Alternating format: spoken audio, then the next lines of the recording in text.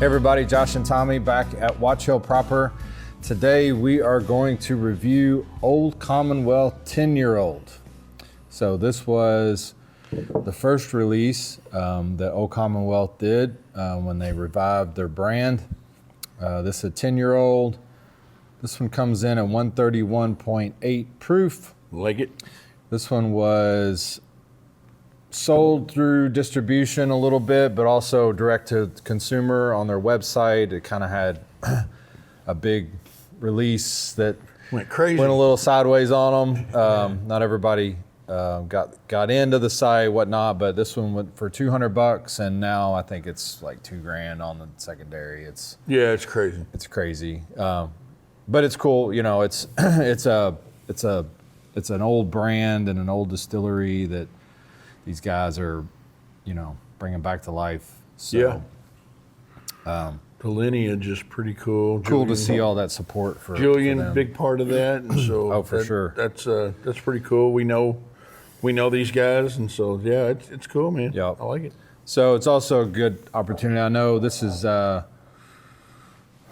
early 2025 when we're recording this, so they've got batch 2 of their Kentucky Nectar coming out, and I think they're trying to make that an everyday item on the shelf. They're struggling to get there with it as far as volume of production, but Yeah. that's their goal with the Kentucky Nectar, is to have that readily available to where it's not coming out, you know, a batch at a time. That was good too. And this and The that. Kentucky So Nectar was good. so they got some good pallets. They got some good backers behind a good ownership group. So excited to see all the things that they've got coming out. So here we go. So this was the highly sought after, so I thought we'd give it a whirl and Yeah, for sure. taste it and see if it's probably not $2,000 whiskey, but but Is there such a thing? yeah, Is there? I mean, I don't know. I don't know that I mean, yeah, there is such a thing. I don't know, man. I don't know if there's. I mean, no, there is such a thing. No, but I mean, like, is this worth $2,000? This bottle, yeah. But now this one, like I said, I think obviously the price is because it's a unique release. It's their first release, and you know, I think the bourbon community want to give them a lot of support and get their hands on a bottle that, you know, is going to be historical, hopefully over time. So a lot of these probably aren't even opened. You know, people just buying them and sitting on them. Probably. So yeah, The mash bill on this, from what I read, is 75, 15, 10, which is interesting to me because I know that MB Roland uses that one, and that one is because I just remember that from reading it years ago.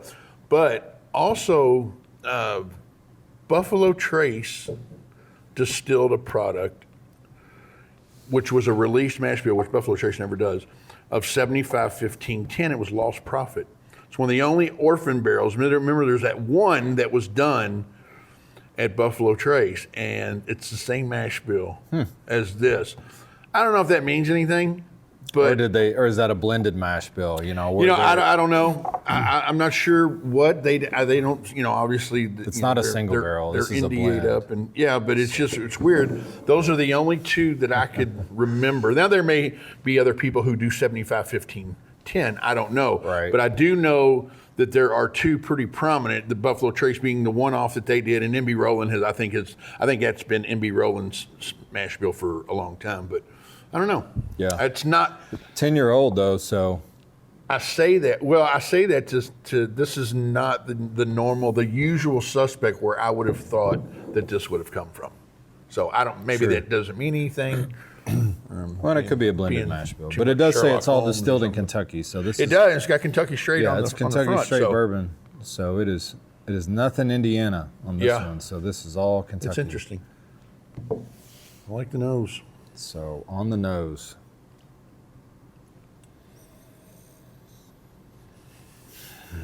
Grapes, dark fruits for me on the nose.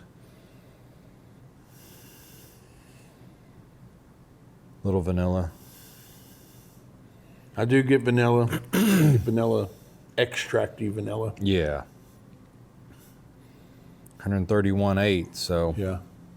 it's a little alcohol.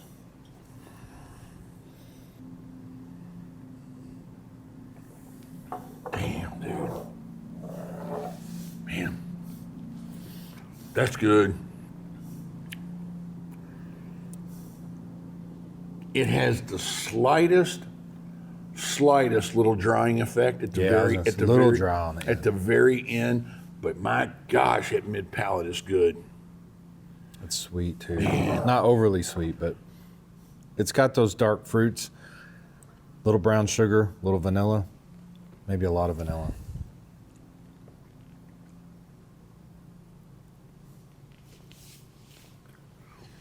Vanilla is the prominent of all the flavors.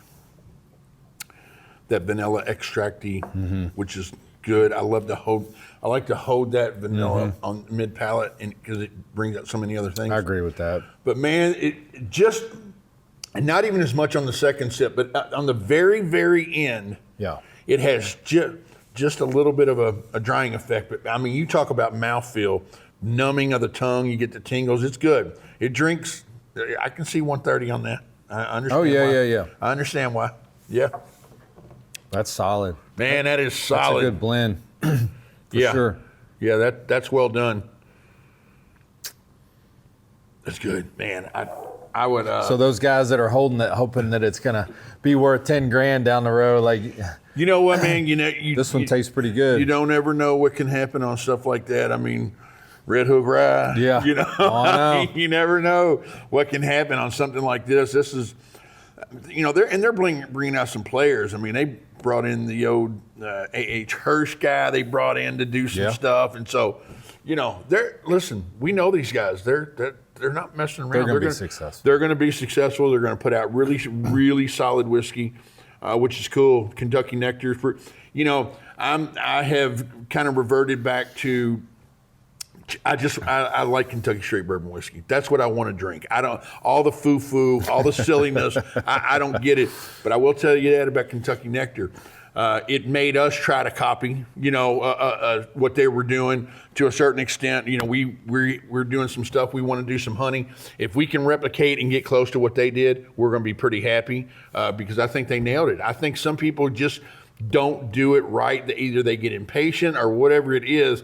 Troy and those guys did it right on their nectar. I mean, it's so you can always sell it the first time to anybody, but getting them to rebuy it because it's good, and so they did, and they're going to be so far the two that they've done, this one and the nectar, they should be very happy. Yeah, well, and batch 2 of the nectar is already highly sought after. Yeah, like we got, I get it. We got some, and they're like, yeah, that's all you're going to get. Yeah, and I see why. Yeah. I get it that they're doing it, and good for them. In a down market. When distilleries are going bankrupt and struggling to, they got excess barrels on the market, whatnot, and these guys are just, they're in a good spot. They are in a good spot because they're in a good spot because they're putting out good whiskey. Right. They're not making it in their garage, and they're not making it and aging it 3 months and then putting $150 on it and putting it on this is good whiskey. Yeah. Kentucky Nectar, good whiskey. Yeah. So there's a common theme between that. You and I are certainly trying to do that, but that's the whole point is if you put something out and you can get a repeat buyer, you're better off than making that quick $1.25. Yeah. Well, at the end of the day, I think we all want to say when you take a drink of it, it's whatever the price tag was, you're like, yeah, that was worth it. Absolutely. Because now, because there's a lot that's out there that's not worth it. It's not worth it. It's just not worth it. And they're putting out good stuff. So good for them. They're good dudes, man, and we wish them success. Yep. And you keep putting stuff like that out, you're going to be successful. So where are we going to land on this one? I mean, I like the nose. I think the nose is going to be my weakest. I'm at an 8, probably 3 on the nose, and I think I'm going to go up. The mid palate to me is 8.6-ish. Maybe 8.7, and I might fall back down to about an 8.6 on the finish. I'm with you. That's probably where I'd be. Because I needed to come back down on the finish. I needed to come back down just a little bit. Do not let that scare anybody off by saying it just has a little. But most products like this 10-year, this blended 10-year that's over 130 proof is going to have that little bit of a drying effect at the end. It's not tannic. It's not. No. It's not oaky or woody or that. Not. It's just very just. Because I wouldn't bit. like it if it was oaky. It's good, man. That's a solid pour. Probably overall 8.5. Yeah, that's what I was gonna say. Man, that's good for them. Yeah. Yeah, for a 10-year. for a 10. Man, Yeah, hey, that's I'm a solid. fan. I'm a fan. Very good. Very good. And who knows where it came from or if they blended it or don't know much about it, but I like that. It's good. You know, I like to know the details, but sometimes, you know, the mystery's a little better. And I'm a fan, man. It's Yeah. cool. Yep. So, inaugural release from a historic distillery. Yeah. And so, yeah, looking forward to all the stuff they got coming out. So that is our review of Old Commonwealth, 10-year-old. I guess